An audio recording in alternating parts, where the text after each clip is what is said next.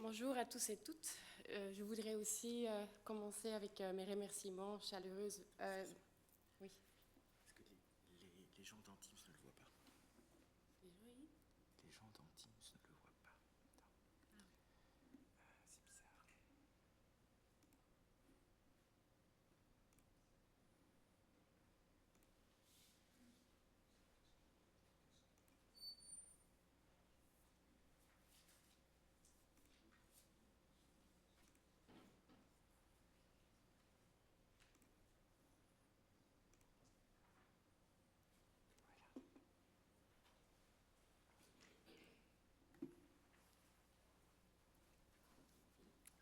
bizarre. Euh, c'est normal qu'on voit aussi les... Sorry. Ah oui.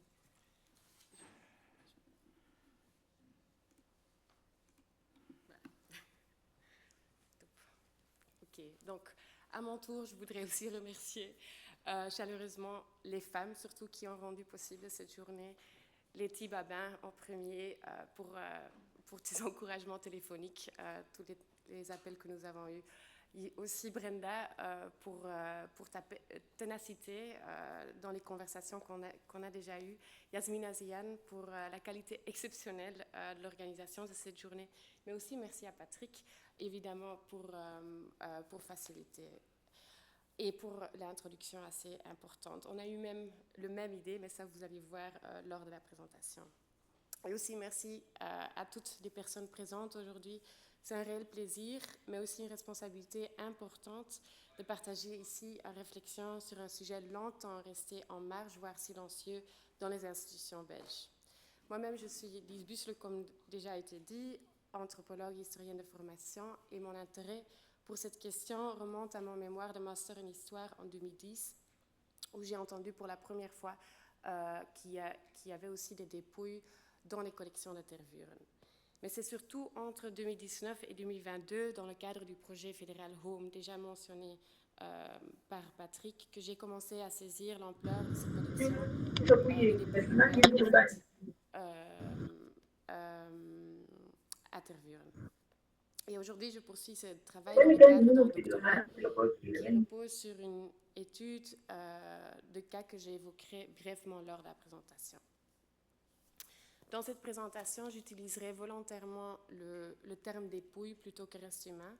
Ce choix n'est pas neutre, comme ça a été déjà évoqué aussi par Maman Letty. Il rappelle qu'il ne s'agit pas uniquement d'objets scientifiques ou des collections, mais des personnes, des histoires et des relations qui ont été traversées par différentes formes de violence coloniale. Mes recherches entre les archives et les différents terrains en Belgique et en RDC m'ont conduite à dépasser une approche centrée uniquement sur l'identification, la provenance ou la cartographie.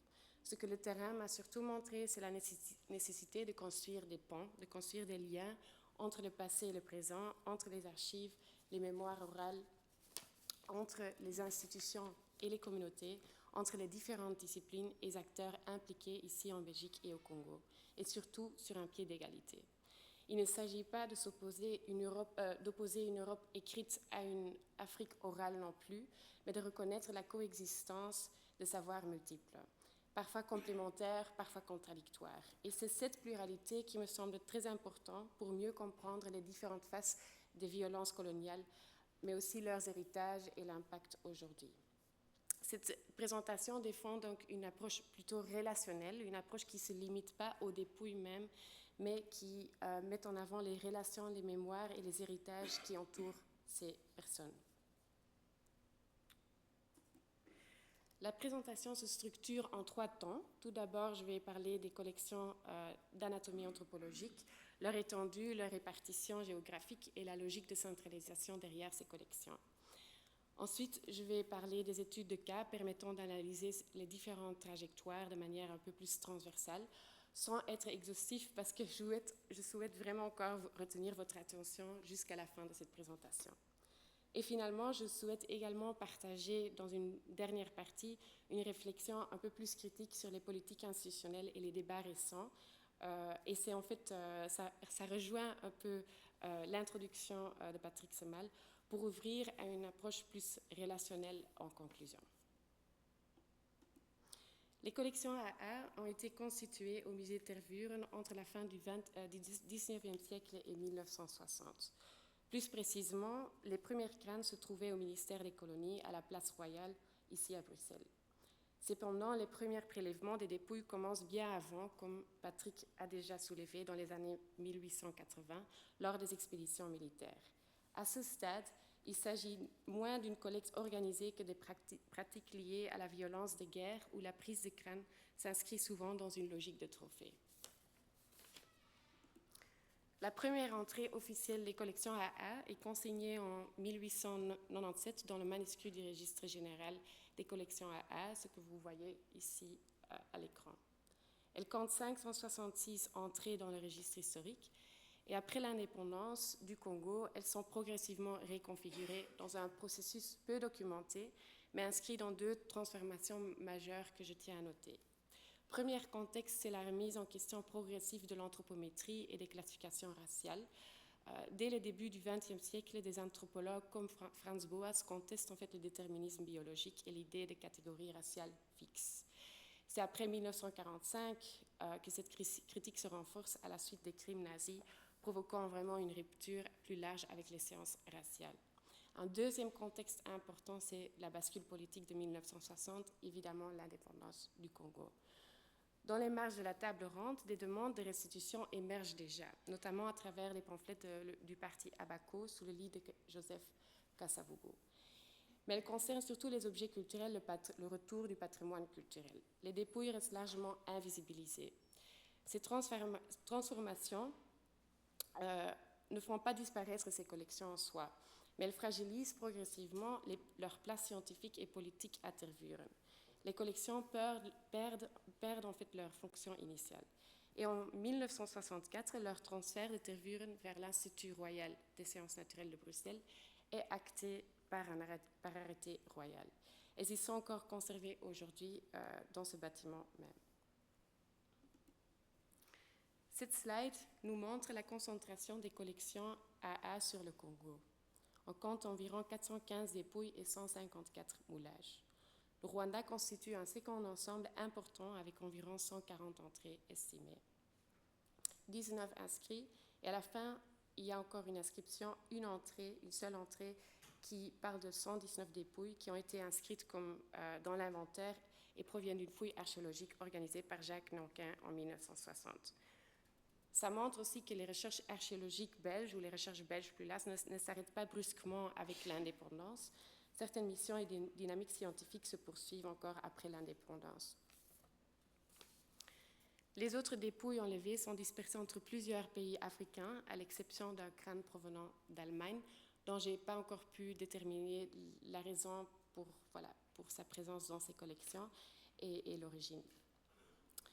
Ce qui est surtout important, c'est que ces collections ne sont pas neutres ni globales ou mondiales. Les chiffres illustrent que leur organisation est fortement influencée par l'héritage de l'espace colonial belge. Les cartes à l'écran montrent une dispersion très étendue sur le territoire congolais. À gauche, vous pouvez voir une carte de l'Afrique centrale qui montre comment d'autres sous-collections de restes humains provenant des collections AA ont été retirées des pays situés à proximité ou dans l'environ de Congo. Et à droite, j'ai superposé les 26 provinces actuelles aux découpages coloniaux pour montrer la dispersion à travers plusieurs couches géographiques, du Bas-Congo au Kivu, de l'Équateur à l'Ituri jusqu'au Katanga. Ces collectes s'inscrivent dans plusieurs phases de la colonisation. D'abord, la conquête territoriale et la violence de l'occupation. Ensuite, la stabilisation et l'ancrage progressif de l'appareil colonial. Et à chaque étape, en fait, les profils impliqués se diversifient. Aux militaires de la conquête s'ajoutent progressivement les agents territoriaux, les médecins et les personnels médicaux, les missionnaires et les entrepreneurs. Tous participent à des degrés différents à la circulation et à l'extraction des dépouilles humains. Ils convergent vers une même logique, produire des savoirs sur les populations colonisées pour les identifier, les classifier et les administrer. Le musée de Tervuren fonctionne alors comme un lieu de centralisation, de classement et de production de savoir, tandis que l'État colonial facilite ces circulations au sein des réseaux administratifs, médicaux et scientifiques. Le deuxième partie présente les trajectoires issues des collections AA.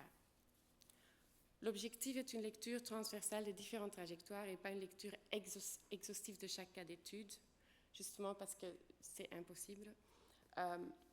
Mais avant toute chose, je tiens à souligner que mon attention ne se limite pas aux collectionneurs, entre guillemets, mais s'étend également aux personnes non identifiées qui constituent une part importante de ces collections.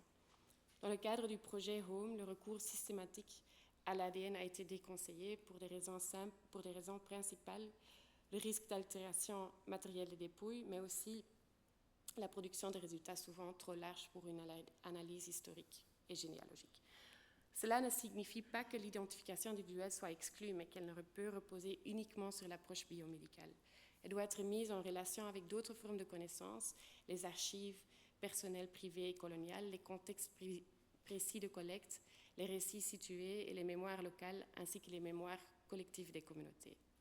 C'est dans cette articulation que prend sens la notion de pluralité des savoirs, non pas comme une addition abstraite de perspectives, mais comme la reconnaissance que ces personnes peuvent être resituées à partir de régimes de connaissances différentes, que ne produisent pas les mêmes formes de vérité ni les mêmes formes de relations.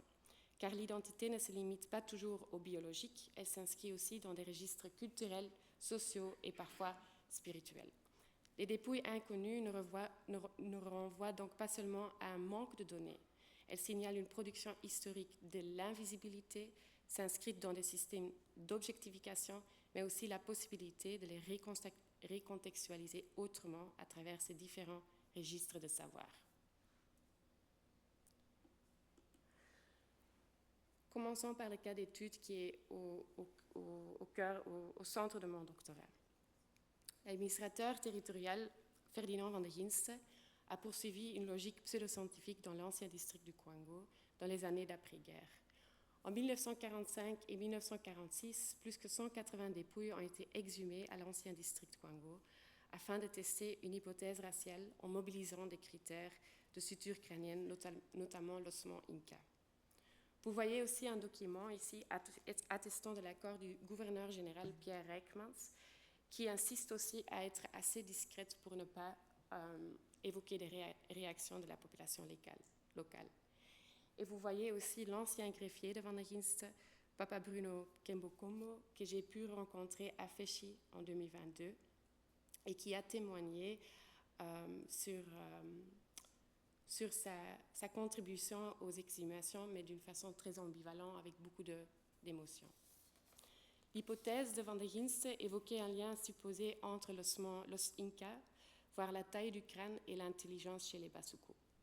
Les mémoires Suku montrent que ces catégories racialisantes ont circulé durablement et continuent d'agir au sein des représentations collectives des communautés Suku aujourd'hui. Après ce premier cas d'étude situé au Kwango, je propose pas multiplier les exemples, mais plutôt mettre en évidence une logique un peu plus transversale, ce qui nous manque parfois dans ce débat. Ce que montrent ces cas, c'est que la production de savoir anthropologique ne repose pas sur un seul type d'acteur, ni sur un seul moment colonial. Elle s'inscrit dans des configurations variables entre l'administration, les médecins, les missions scientifiques, le terrain, les militaires et même les missionnaires. C'est dans cette perspective que s'ouvrent les trajectoires suivantes. Avec Armand Utero, on est dans l'Ouélé entre 1911 et 1913. Ancien militaire devenu explorateur et ethnographe, il suit une trajectoire qui relie directement l'expansion coloniale à la collecte scientifique. Il dirige une grande mission pour le musée du Congo, à l'époque donc l'EMRAC aujourd'hui, l'Africa Museum aujourd'hui, pour contribuer aux collections, une grande sous-collection de 8000 objets ethnographiques, qui a été d'ailleurs très bien documentée au musée de Tervuren. Bon, très bien, c'est relatif, mais je veux dire qui a été déjà étudié et documenté à Tervuren. Ce qui est complètement inconnu, par contre, c'est que cette mission a aussi compris également l'apport de 12 crânes, un squelette, des ossements et des dents, collectés dans une logique de documentation des populations locales. Il est à noter qu'il existe des localisations très précises de crânes qui pourraient, au moyen de passages sur le terrain ou en quête de terrain, si on veut, aider à identifier des communautés ou leurs descendants. Par exemple, il y a la mention de Memili, des Memili des Azande, qui semble très probablement être un nom propre et non une simple catégorie. Avec Marcel Manhout, administrateur territorial actif à Irumi en Ituri dans les années 1930, on observe sa réponse directe, la réponse directe d'un administrateur territorial à une demande scientifique du médecin colonial Joseph Jadin concernant des mesures anthropométriques. Cela se produit dans un contexte où une attention anthropologique particulière est portée à certaines populations, désignées comme pygmées, une classification coloniale problématique aujourd'hui. Ce cas, il est particulier, car plusieurs personnes issues des communautés forestières Mbuti de la région d'Irumu sont mentionnées dans les archives, notamment Bene, Amakeo, Apayembe et Baïté. Ces noms constituent des traces importantes, car ils ouvrent des pistes vers des processus sociétaux envisageables, et ainsi des recherches au-delà des archives, vers les mémoires locales et les descendants. Après, nous avons Lidio Cipriani, qui faisait partie de l'école anthropométrique sous le fascisme italien. Il s'est consacré à l'étude systématique des crânes et des autres parties du corps humain. Il a mené 3 expéditions en Afrique et en 1936, il fait un don au musée de Tervuren de 32 moulages faciaux qu'il avait réalisés à l'est du Congo dans les années 30. Avec Friedrich Hautmann, qui envoie un médecin autrichien qui était actif aussi dans les réseaux coloniaux, notamment à Walungu, au sud Kivu, aux années 30, et qui a aussi entretenu des bonnes relations avec les conservateurs au musée de Tervuren pendant une très longue période, et qui donne en fait entre 1939 et 1940, il transmet 2 crânes, 4 fœtus sur l'eau dure et une main amputée d'un enfant blessé lors d'une attaque de gorille. Ce qui montre à quel point les frontières entre la pratique médicale et la collecte scientifique sont devenues poreuses dans ces contextes. Enfin, avec Olga Bohne, on voit une géographe de formation et une des premières femmes chercheuses au musée du Congo belge. Et là, on voit aussi que dans les années 50, ces pratiques se prolongent jusqu'aux dernières années de la période coloniale. Lors d'une mission au Congo entre 1948 et 1949, elle reçoit des crânes à Coquillaville, aujourd'hui Mbandaka, via des réseaux administratifs coloniaux, dans des circonstances aussi peu documentées. Et en 1951, elle transmet un crâne et des fragments crâniens aux collections AA. Ceci a aussi été fait en toute discrétion, pratiquement aucune source archivistique des correspondances au musée ne fait référence à ce don. Voilà, c'est ce que j'ai constaté dans les archives. Ce qui relie ces trajectoires, c'est leur inscription dans un même système colonial de production de savoir, fondé sur l'extraction, la circulation et la transformation de ces corps en objets de science. Cette 3e partie propose un regard rétrospectif sur les politiques institutionnelles et les débats autour des collections des dépouilles humaines issues du contexte colonial en Belgique.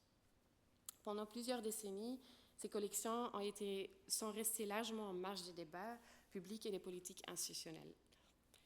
Leur présence est restée silencieuse, fragmentée, peu interrogée. Depuis une vingtaine d'années, on observe toutefois une accélération de ces discussions autour de la restitution et de la mémoire coloniale. Cette accélération ne révèle pas seulement une intensification du débat, mais elle révèle aussi pour moi un décalage plus structurel. Les cadres institutionnels actuels peinent à saisir la complexité des circulations, des acteurs et des relations impliquées par rapport à ces collections. C'est dans ce décalage que s'inscrit l'approche que j'aimerais partager, qui est plutôt une lecture relationnelle des recherches de provenance, si on veut.